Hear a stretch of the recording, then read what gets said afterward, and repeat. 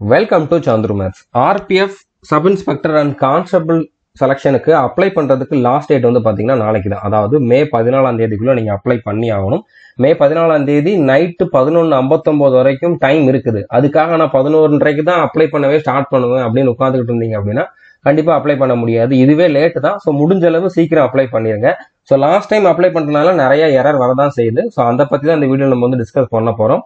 இது நான் கொடுத்துருக்கக்கூடிய எல்லா பாயிண்ட்டை பற்றி நம்ம டிஸ்கஸ் பண்ணுவோம். அதுக்கு முன்னால உங்களுக்கு இந்த ரெக்ரூட்மெண்ட் பற்றி இது வரைக்கும் தெரியவே தெரியாது அப்படின்னா ஃபர்ஸ்ட் இந்த பிளேலிஸ்ட்டை பார்த்துருங்க. நீங்கள் இதுக்கு எலிஜிபிளா இல்லையா அப்படின்னு தெரிஞ்சுக்கணும் அப்படின்னா ஆர்பிஎஃப் எஸ்ஐஎன் கான்ஸ்டபிள் 2024 அப்படிங்கக்கூடிய இந்த பிளேலிஸ்ட்டை பார்த்துருங்க.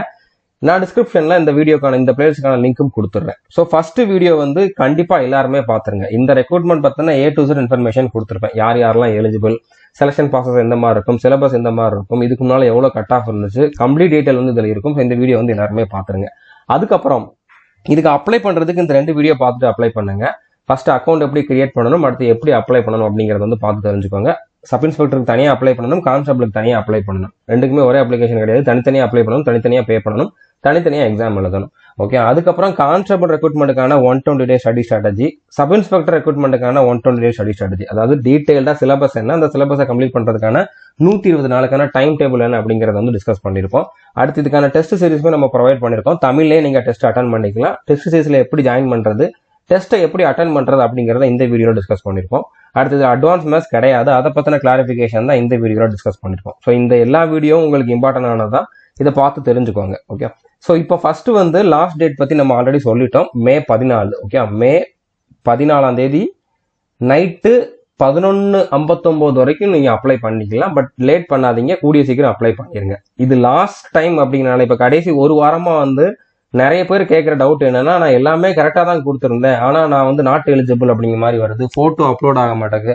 அந்த மாதிரி நிறைய பேருக்கு வந்து எல்லாமே நீங்கள் கரெக்டாக கொடுத்தாலும் அதில் வந்து அடுத்த ஸ்டேஜுக்கு போகாது.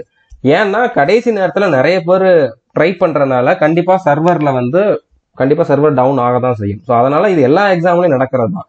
ஸோ இதுக்கு சொல்யூஷன் கிடையாது. நீங்கள் திரும்ப ட்ரை பண்ணீங்கன்னா அப்ளை பண்ணலாம். ஸோ அந்த மாதிரி பண்ணியிருக்காங்க. இப்போ ஒரு சில ஸ்டூடெண்ட், ஒரு 2-3 ஸ்டூடெண்ட் வந்து நான் எக்ஸாம்பிளுக்கு சொல்ல முடியும், நம்ம ஸ்டூடெண்ட் தான். ஃபர்ஸ்ட் சொல்லியிருப்பாங்க, நான் திரும்ப ட்ரை பண்ணுங்க அப்படின்னு சொல்லியிருப்பேன். அடுத்து 2 வாட்டி 3 வாட்டி ட்ரை பண்ணப்போ அவங்களால வந்து அப்ளை பண்ண முடிஞ்சிருக்கும். ஃபர்ஸ்ட் அவங்க வந்து அதுக்கு எலிஜிபிளே இல்லை அப்படிங்கிற மாதிரி காட்டியிருக்கும். ஆனால் அவங்களுக்கு ஏஜ் இருக்கும், எஜுகேஷன் குவாலிஃபிகேஷன் எல்லாமே கரெக்டாக தான் இருக்கும், எலிஜிபிலிட்டி இருக்க தான் செய்யும். எல்லாமே கரெக்டாக ஃபில் பண்ணியிருந்தாலுமே நீங்கள் எலிஜிபிள் இல்லை அப்படிங்கிற மாதிரி காட்டும். பட் நீங்கள் திரும்ப ட்ரை பண்ணுங்க, அப்ளை பண்ண முடியும். ஃபோட்டோ அப்லோட் ஆகாமல் இருக்கலாம், என்ன எரர் வேணாலும் காட்டலாம். ஆனால் நீங்கள் திரும்ப ட்ரை பண்ணால் மட்டும்தான் அப்ளை பண்ண முடியும். முடிஞ்ச அளவு இன்னைக்கு நைட்டே நீங்கள் வந்து அப்ளை பண்ணிடுங்க. ஓகே. ஸோ புரிஞ்சிருக்கும்னு நினைக்கிறேன். அடுத்து முக்கியமான டவுட் என்ன அப்படின்னா, ஓபிசி சர்டிஃபிகேட் ரிலேட்டட் நிறைய பேருக்கு டவுட் இருக்குது. ஃபர்ஸ்ட் வந்து ஓபிசி சர்டிஃபிகேட் அப்லோட் பண்ற ஆப்ஷனே காட்டல, நான் வீடியோல சொல்லியிருந்தேன் ஆனால் காட்டல அப்படிங்கிற மாதிரி நிறைய பேர் கேட்குறீங்க. நான் வீடியோல சொன்னது நீங்க இன்னொரு வாட்டி தெளிவா பாத்தீங்கன்னா தெரியும். SC STக்கு மட்டும்தான் சர்டிஃபிகேட் அப்லோட் பண்ற மாதிரி இருக்கும். ஓபிசிக்கு வந்து ஓபிசி இடபிள்யூஎஸ்க்குலாம் வந்து நீங்க சர்டிஃபிகேட் நம்பர் கொடுக்கணும், சர்டிஃபிகேட் எந்த டேட்ல வாங்கினீங்க அந்த டேட் கொடுக்கணும், யார் இஷ்யூ பண்ணாங்கிற அந்த அத்தாரிட்டியோட ரேங்க் என்னவோ அதை கொடுக்கணும். அவ்வளவுதான். நீங்க ஓபிசி சர்டிபிகேட்லாம் அப்லோட் பண்ற ஆப்ஷன் வராது, அந்த மாதிரி ஆப்ஷன் கொடுக்கவே இல்லை அவங்க. ஓகே. SC STக்கு மட்டும்தான் அப்லோட் பண்ற மாதிரி இருக்கும். இப்போ ஒரு சிலருக்கு வந்து நான் பிசி சர்டிபிகேட் வச்சிருக்கேன், நான் எம்பிசி சர்டிபிகேட் வச்சிருக்கேன், அதை வச்சு அப்ளை பண்ணலாமான்னு கேக்குறீங்க. ஸோ நீங்க இதை வந்து ஃபர்ஸ்ட் அண்டர்ஸ்டாண்ட் பண்ணிக்கோங்க. பிசி, எம்பிசி, டிஎன்சி இதெல்லாமே வந்து பாத்தீங்கன்னா தமிழ்நாடு ஸ்டேட் கவர்மெண்ட் எக்ஸாமுக்கு, தமிழ்நாட்டோட காம்படிட்டிவ் எக்ஸாமுக்கு கொடுக்கக்கூடியது. ஓகே.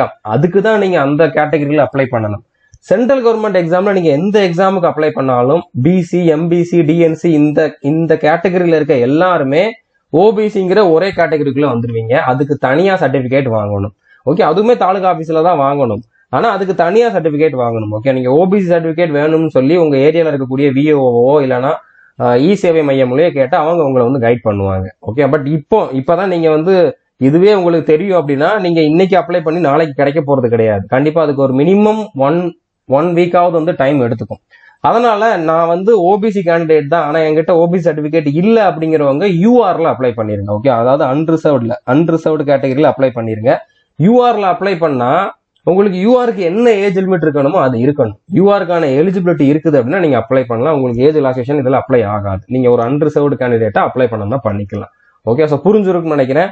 நான் இப்போ போன வருஷம் வாங்கின ஓபிசி சர்டிபிகேட்டை வச்சு அப்ளை பண்ணிருக்கேன் அப்படிங்கிற மாதிரி சொல்றவங்க ஓகே, ஒன்றும் பிரச்சனை இல்லை. ஆனால் இந்த வருஷம் இன்னொரு ஓபிசி சர்டிஃபிகேட் வாங்கி வச்சுக்கோங்க. நீங்க டாக்குமெண்ட் வெரிஃபிகேஷன் போற டைம்ல 2 சர்டிஃபிகேட்டையும் கொண்டு போனீங்க அப்படின்னா பிரச்சனை வராது. ஓகே.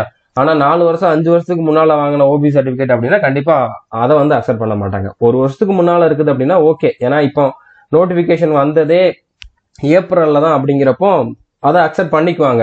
மார்ச் வரைக்கும் அதோட வேலிடிட்டி இருக்கும். ஸோ அதனால அக்செப்ட் பண்ணிக்குவாங்க, ப்ராப்ளம் இல்லை. ஆனா அதுக்கு முன்னால வாங்கினது அப்படின்னா நீங்க புதுசு வாங்கிட்டு அப்ளை பண்ணிருக்கணும், இல்லைன்னா யூஆர்ல அப்ளை பண்ணிருந்தீங்கன்னா ப்ராப்ளம் இல்லை. ஓகே, ஸோ புரிஞ்சிருக்கும்னு நினைக்கிறேன். அடுத்ததா எக்ஸாம் டேட் பத்தி நிறைய பேர் கேட்குறீங்க. எக்ஸாம் டேட் பத்தி இன்னும் அஃபிஷியலா எந்த நோட்டிபிகேஷனும் வரல. இந்த எக்ஸாம் கண்டக்ட் பண்ண போறது ஆர்ஆர்பி தான், ரயில்வே ரெக்ரூட்மெண்ட் போர்டு தான் கண்டக்ட் பண்ண போறாங்க. ஸோ இதுக்கு முன்னால வந்து ஏஎல்பிக்கான நோட்டிபிகேஷன் வந்திருக்கு, டெக்னீஷியனுக்கான நோட்டிபிகேஷன் வந்திருக்கு, அதுக்கப்புறம் தான் ஆர்பிஎஃப்கான நோட்டிபிகேஷன் வந்திருக்கு. இன்னும் ஏஎல்பி டெக்னீஷியனுக்கான எக்ஸாம் டேட்டை இன்னும் கன்ஃபார்ம் ஆகல. எலெக்ஷன் வந்தனால இன்னும் கன்ஃபார்மான டேட் வந்து சொல்லல. ஓகே, ஸோ இந்த 2 எக்ஸாமும் நடந்து முடிஞ்சதுக்கு அப்புறம் தான் ஆர்பிஎஃப் எக்ஸாம் இருக்கும். மினிமம் ஒரு 3 மாசமாவது உங்களுக்கு இன்னும் டைம் இருக்குது.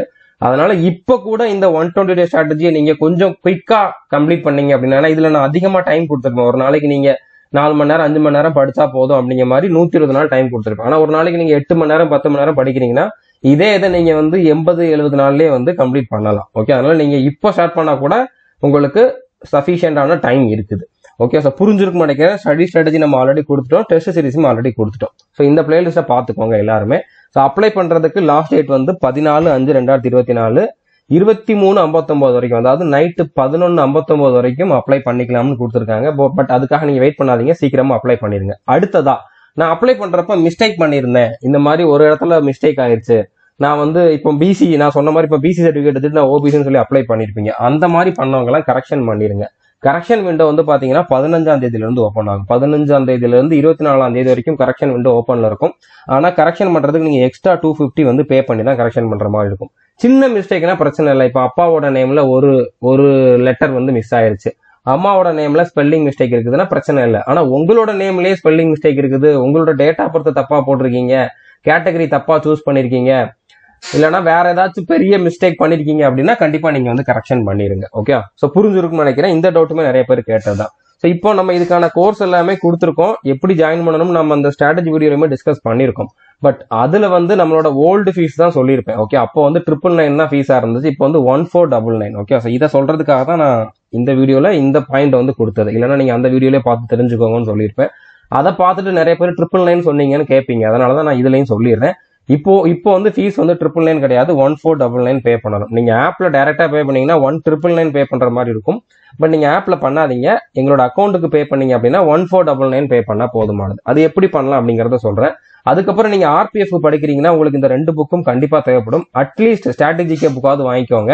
அதையும் நீங்க ஆப்ல டைரக்டா பே பண்ணீங்கன்னா 500 பண்ற மாதிரி இருக்கும். ஆனா இதை பண்ணாதீங்க, 350 பண்ணா போதுமானது. ஓகே, இது தமிழ்ல இருக்கும். தமிழ் மீடியம் ஸ்டூடெண்ட்டுக்காக நாங்க வந்து இதை ஸ்டார்ட் பண்ணதுதான். ஓகே, ஸோ அதனால நீங்க வந்து தமிழ் மீடியம் ஸ்டூடெண்ட் இருந்தால் அந்த ஜிகே புக்கும் ஸ்ட்ராட்டஜிகே புக்கும் வாங்கிக்கோங்க. இந்த ஜிகே புக்குமே தமிழ்ல தான் இருக்கும். இதுல என்ன இருக்கும்னா ஹிஸ்டரி, பாலிட்டி, ஜியோகிராஃபி, எக்கனாமிக்ஸ் இந்த 4 சப்ஜெக்டும் தரவா இதுல வந்து கம்ப்ளீட் ஆயிருக்கும். ஓகே, இதை மட்டும் படிச்சா போதும். ஜிகேக்கு நீங்க இந்த நான் சொன்ன அந்த 4 சப்ஜெக்ட்டுக்கு இந்த ஜிகே புக் படிச்சா போதும். ஸ்ட்ராட்டஜிக்கு இந்த ஒரு புக்கு படிச்சா போதும். நீங்க கோர்ஸ்ல இருக்கிறத பார்க்க வேண்டிய அவசியம் இல்லை. கோர்ஸ்ல இருக்கிறத அண்டர்ஸ்டாண்ட் ஆகணும்னா நீங்க புக்கு வாங்க வேண்டிய அவசியமும் இல்லை. ஓகே, 2ல ஏதாச்சும் ஒண்ணு பண்ணுங்க போதுமானது. இல்ல நான் தமிழ் மீடியம் ஸ்டூடெண்ட், நான் மேத்ஸ் ரீசனிங்காக கோர்ஸ் வாங்கிக்கிறேன், புக்கும் வாங்கிக்கிறேன் அப்படின்னா அதுவும் ஓகே தான், அப்படி கூட நீங்க பண்ணிக்கலாம். அதே மாதிரி டெஸ்ட் சீரிஸ் வந்து நீங்க 250 பே பண்ற மாதிரி இருக்கும். இதுல வந்து 2மே இருக்கும், காம்போ டெஸ்ட் சீரிஸ் தான். இதுல வந்து எஸ்ஐயும் இருக்கும், கான்ஸ்டபிள் இருக்கும், 2மே இருக்கும். இது நீங்க டைரக்டா ஆப்ல தான் பே பண்ணணும், இதுல அக்கௌண்ட்ல பே பண்ற மாதிரி ஆப்ஷன் கிடையாது. ஸோ நான் கொடுத்துருக்கக்கூடிய டிஸ்கிரிப்ஷன்ல கொடுத்துருக்கக்கூடிய வீடியோ பாத்தீங்கன்னா உங்களுக்கு அண்டர்ஸ்டாண்ட் ஆயிரும், எப்படி ஜாயின் பண்ணணும் எல்லா டீட்டெயிலுமே வந்து உங்களுக்கு அதுலேயே இருக்கும். மற்ற டீட்டெயில் எல்லாமே சேம் தான், ஃபீஸ் மட்டும் தான் வேரியா இருக்குது. ஓகே, ஸோ புரிஞ்சிருக்கும்னு நினைக்கிறேன். இது வரைக்கும் நம்ம சேனலை சப்ஸ்கிரைப் பண்ணாதவங்க சப்ஸ்கிரைப் பண்ணிட்டு பெல் ஐக்கானை கிளிக் பண்ணி வச்சுக்கோங்க. All the best, thank you.